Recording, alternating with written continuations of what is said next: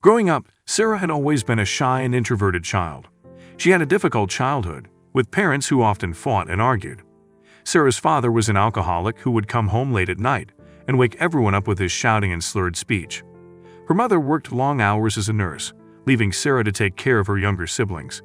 Despite the hardships, Sarah was determined to make something of herself.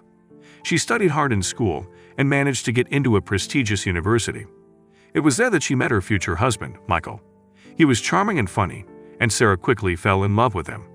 Michael's mother, Margaret, was less than thrilled with the idea of her son marrying Sarah. Margaret came from a wealthy family and was used to being in control. She saw Sarah as a threat to her son's success and was determined to make her life difficult. After Sarah and Michael got married, Margaret made it clear that she did not approve of Sarah. She criticized everything from Sarah's cooking to her choice of clothing. Margaret constantly made snide comments and put Sarah down in front of others. Despite Margaret's constant negativity, Sarah tried her best to be polite and respectful. She wanted to make a good impression and win over her mother-in-law. But no matter how hard she tried, Margaret remained cold and distant. One day, Sarah received a call from Michael's sister, Emily. Emily told Sarah that Margaret had been diagnosed with cancer and was undergoing treatment. She urged Sarah to put aside their differences and visit Margaret in the hospital. Sarah was hesitant at first, but eventually decided to go. She bought a bouquet of flowers and made her way to the hospital. When she arrived, she saw Margaret lying in the hospital bed, looking frail and weak. Sarah approached the bed and tentatively reached out to touch Margaret's hand. Margaret looked up and their eyes met. In that moment, Sarah could see the pain and fear in Margaret's eyes. Without a word, Margaret lifted her arms and pulled Sarah into a tight embrace. Sarah was taken aback by the sudden show of affection. Margaret held her for a few moments before pulling away and looking at Sarah with tears in her eyes. "I'm sorry," Margaret said. "I've been so horrible to you. I was jealous of your relationship with Michael, and I took it out on you. Please forgive me." Sarah was stunned. She had never expected Margaret to apologize, let alone show her affection. She felt a wave of gratitude wash over her and tears filled her eyes. Margaret and Sarah spent the rest of the afternoon talking and laughing. They shared stories and memories, and for the first time, Sarah felt like she had a real connection with her mother-in-law. As Sarah left the hospital that day, she felt a sense of peace and happiness that she had never felt before. She knew that Margaret's illness was serious, but she also knew that their relationship had taken a huge step forward. Over the next few weeks, Sarah visited Margaret often. She helped her with errands and spent hours sitting by her bedside. Margaret was grateful for Sarah's kindness and affection, and the two of them grew closer with each passing day. In the end, Margaret lost her battle with cancer, but Sarah was comforted by the fact that they had made peace before she passed away. She knew that Margaret had lifted her lying daughter-in-law to her feet out of gratitude for the kindness and compassion that Sarah had shown her in her final days. It was a bond that neither of them would ever forget. As Margaret's funeral approached, Sarah couldn't help but feel a deep sadness at the loss of her mother-in-law. She had grown to love Margaret and was grateful for the time they had spent together before her passing. On the day of the funeral, Sarah arrived at the church early to help with the preparations. As she was arranging flowers, she noticed a small envelope tucked into the arrangement. Curious, she opened the envelope and found a note written in Margaret's handwriting. "To my dear Sarah," the note read, "I wanted to thank you for showing me kindness and compassion in my final days. Don't forget to subscribe to my channel. Your love and support meant more to me than you'll ever know. I'd also wanted to apologize for the way I treated you in the past. I was wrong and I hope you can forgive me. I leave this world with peace in my heart, knowing that I have made amends with the one I wronged the most. Love, Margaret." Sarah was moved to tears by the note. She realized that Margaret's sudden change of heart in the hospital was not just a fleeting moment of kindness, but a genuine attempt at reconciliation. As the funeral procession began, Sarah felt a sense of peace and closure. She knew that Margaret had passed away knowing that they had made amends and that she had forgiven her for the past. When it was time for the eulogy, Michael stood up to speak. He talked about his mother's life and the impact she had on everyone she met. He then turned to Sarah and spoke directly to her. "I know that my mother wasn't always easy to get along with," he said. "But she loved you, Sarah. She loved you more than you'll ever know. And I know that she would want me to thank you for being there for her in her final days. Thank you, Sarah. You were a blessing to my mother and to our family." As Michael spoke, Sarah felt a sense of gratitude and peace wash over her. She knew that her relationship with Margaret had not always been easy, but she was grateful for the chance to make amends before it was too late. After the funeral, Sarah walked out of the church and looked up at the sky.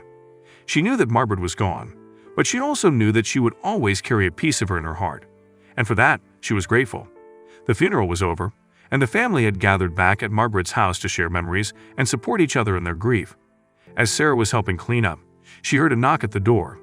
Opening the door, she was surprised to see Margaret's neighbor, Mrs. Jenkins, standing on the porch. "I'm sorry to bother you, dear," Mrs. Jenkins said, "but I wanted to give you this." She handed Sarah a small box wrapped in brown paper and tied with a piece of twine. Sarah thanked her and went inside to open it. As she opened the box, she gasped.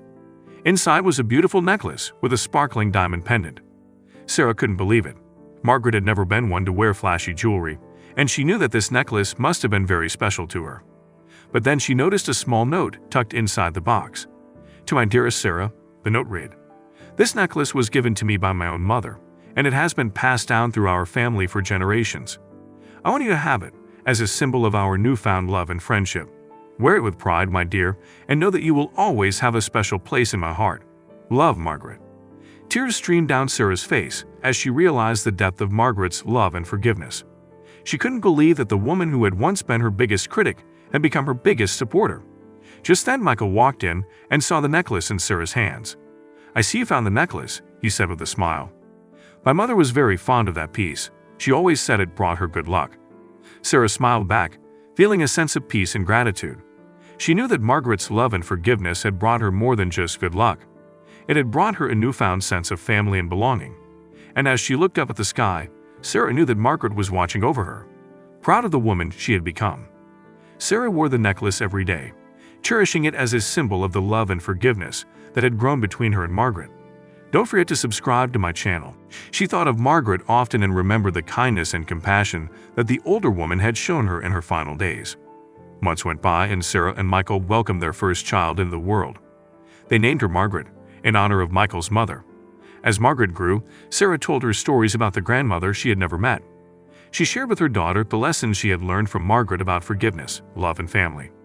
One day, as Sarah was putting Margaret to bed, the little girl looked up at her with wide eyes. "Mommy," she said, "I had a dream about Grandma Margaret." Sarah's heart skipped a beat. She had never talked to Margaret about her dreams, but she knew that her daughter's words were a sign. "What did you dream, sweetie?" Sarah asked. "I dreamed that Grandma Margaret came to visit me," Margaret said. "She gave me a hug and told me that she loves me very much. And then she gave me this." Margaret reached under her pillow and pulled out a small box wrapped in brown paper and tied with a piece of twine. Sarah's eyes widened in disbelief.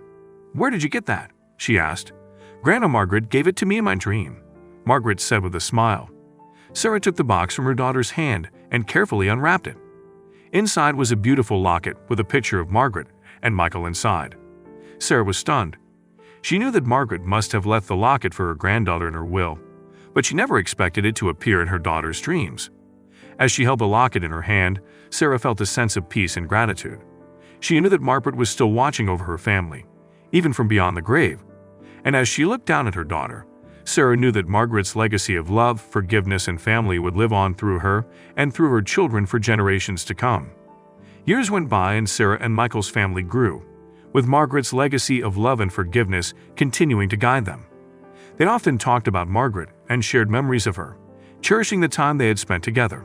One day, Sarah received a phone call from Michael's sister, Caroline. She had some news to share. "Sarah, you won't believe it," Caroline said. "We just found out that Margaret left you something very special in her will." Sarah's heart skipped a beat. She wondered what it could be. Margaret had already left her the necklace and the locket, which she treasured deeply. "What is it?" Sarah asked. "It's the family cottage upstate," Caroline said. "Margaret wanted you to have it. She said that you always loved spending time there as a child, and she wanted you to have a place to make new memories with your family." Sarah was stunned. She remembered the cottage well and the happy times she had spent there with Margaret as a child. But she never expected to inherit it. "Are you sure?" Sarah asked, feeling overwhelmed. "Yes, I'm sure," Caroline said. "Margaret was very clear about it in her will. She wanted you to have it, to keep it in the family." Sarah was speechless. She knew that the cottage was a precious gift, one that would allow her family to continue the traditions and memories that Margaret had started. As Sarah and Michael drove up to the cottage for the first time in years, they felt a sense of excitement and anticipation. The cottage was just as they remembered it, with its cozy fireplace, creaky floors, and beautiful views of the lake. As they explored the cottage, Sarah noticed a small box sitting on a shelf. Don't forget to subscribe to my channel. It was wrapped in brown paper and tied with a piece of twine, just like the necklace and the locket. Curious, Sarah unwrapped the box and opened it. Inside was a letter, written in Margaret's familiar handwriting. My dearest Sarah and Michael, the letter began. I wanted to leave you something special, something that would bring you joy and happiness for generations to come. This cottage has been in our family for over a century, and I know that it will bring you as much joy as it has brought me. I hope that you will continue to make memories here, just as we did when you were a child. I love you both very much, and I know that our family will always be connected through this special place. Tears streamed down Sarah's face as she read the letter. She knew that Margaret's love and generosity knew no bounds, and that her legacy would continue to guide their family for generations to come. As they settled into the cottage, Sarah felt a sense of peace and gratitude. She knew that Margaret was still watching over them, proud of the family they had become and the memories they were making. And as she looked out at the beautiful lake, Sarah knew that Margaret's spirit would always be present in their lives, a symbol of love, forgiveness, and family that would continue to guide them through the ups and downs of life. Sarah couldn't believe what she was hearing. Her mother-in-law, Mary, had just told her that her own daughter, Emily, had been lying to her about something very important. Emily was claiming that she needed money urgently to cover some unexpected medical expenses, but Mary had found out that Emily had actually been using the money for something completely different. Sarah knew that Emily and Mary had always had a difficult relationship, but she never expected something like this to happen. She felt torn between her loyalty to her husband's family and her own sense of right and wrong. As she sat in Mary's living room, trying to process the news, Mary suddenly got up from her chair and walked over to Emily, who was sitting on the other side of the room. "Emily, stand up," Mary said firmly. Emily stood up, looking confused and scared. "Tell me the truth," Mary demanded. "What have you really been doing with the money I gave you?" Emily hesitated for a moment, then finally spoke. I used it to pay off some debts," she admitted. Mary was taken aback. She had expected Emily to come up with some kind of excuse, but she never expected her to be so honest. "Why did you lie to me?" Mary asked, her voice softening. "I didn't want you to be disappointed in me," Emily said, tears streaming down her face. "I know I've made some mistakes, but I'm trying to fix them. I just didn't know what else to do." Mary looked at Emily with a mix of sadness and understanding. She had always known that Emily had a difficult time admitting her mistakes and asking for help. "Come here," Mary said, holding out her hand. "Let me help you up." Emily took Mary's hand and stood up, looking surprised. "I'm not mad at you, Emily," Mary said, her voice filled with compassion. "I'm proud of you for being honest with me, and I'm going to help you fix this together." As Emily looked up at her mother, her eyes filled with gratitude and relief.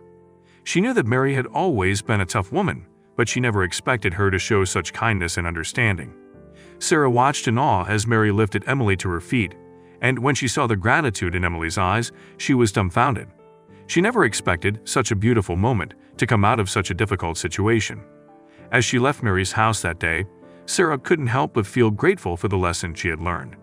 She realized that forgiveness and understanding were the keys to building strong relationships, even in the most challenging circumstances. And she knew that, thanks to Mary and Emily's example, she had a newfound appreciation for the power of empathy and compassion. Don't forget to subscribe to my channel.